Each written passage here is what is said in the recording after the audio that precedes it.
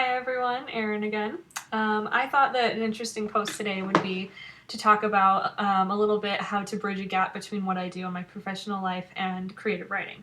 So I've mentioned in my newbie tag video that I am a graphic designer. So that means that I have a really artsy approach to things. I'm familiar with workshopping kind of from a visual standpoint, and even though I'm kind of an analytical person and I can be sort of linear in the way I approach things, I find that I'm also a really visual person.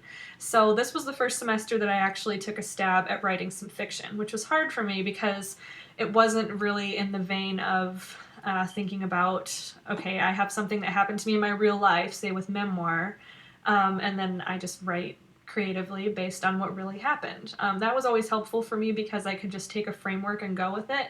But I found that when I was tasked to come up with a story out of just nowhere, it was a little harder. So I first started with the typical common notebook that everyone has, every writer has anyway, where you just kind of write down little things throughout the day, anything that inspires you, anything that you feel that's going to help your writing, just to be writing something.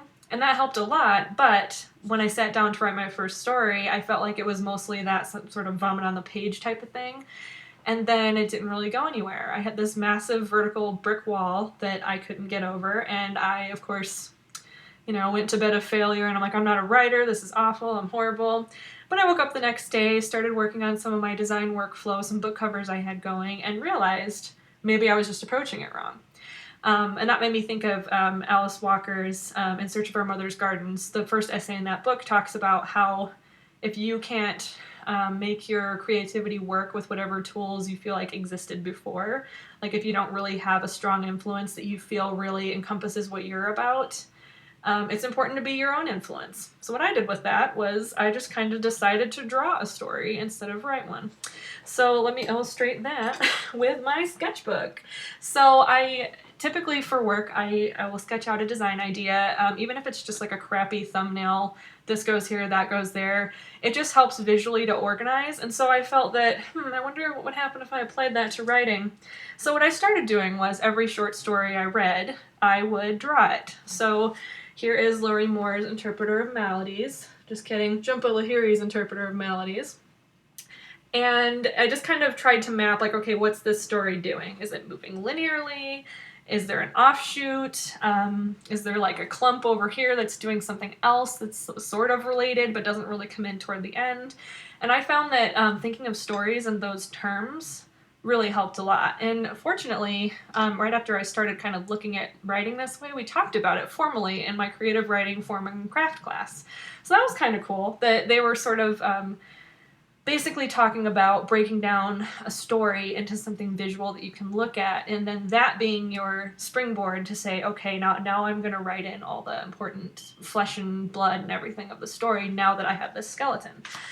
So what I did for my very first short story ever, I drew it. And I said, okay, now this is how I kind of want it to look. These are the things I want to happen. Here are the points I want things to hit. I just kind of made side notes. I borrowed from 4th grade math class a Venn diagram because I have two storylines here that sort of converge at this point over here. So I sort of went through and said, okay, now these stories are supposed to not feel related at the beginning, but then be related at the end, and that's supposed to be very apparent. So I needed to make another kind of visualization, and for me, just having a math little simple diagram totally helped. So that was the first thing I did. And then the second thing I did, once I had an idea of kind of the trajectory of the story and what I wanted to happen, is I drew up, I wrote like story A and story B, since I have two stories kind of woven together in a braid here. And then I went through and just said, okay, so these are the things I want to happen in each story. And then you see like I've numbered them, but you'll see that my lines are kind of going all over the place there for a second.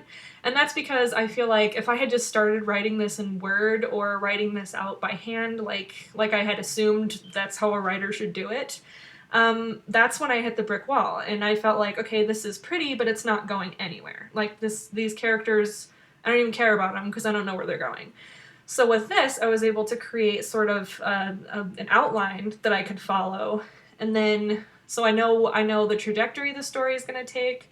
I know the climax. I know why it's important, even though I don't know everything that's going to happen yet because I haven't started typing in the details. I still have this idea to go off of, and I still have these like sort of almost beats to shoot for. So when I'm at this point of the drawing in my sketchbook story, I actually then take it into Word, and then I go in and fill in all the good stuff. And that might seem a little rudimentary for those of you who are used to putting together, say, an outline for a term paper or something, and then filling in from there. It's an amazing way to write. That's how I do term papers. But I just thought this was cool because I hadn't thought of it in terms of using a sketchbook, drawing it out, and maybe it's not even as linear as what I ended up doing. Like maybe you write things down on index cards, throw them out on your floor, and then kind of make sense of them from there. So I just thought that would be a helpful thing for you guys to know, just to kind of think outside the box a little bit.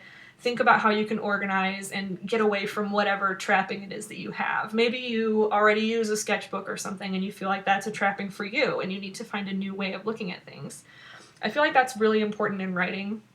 And like Alice Walker said, if you can't find something that out there that already works for you, then it's up to you to just create something new. So I hope you guys take that advice with you, and happy writing.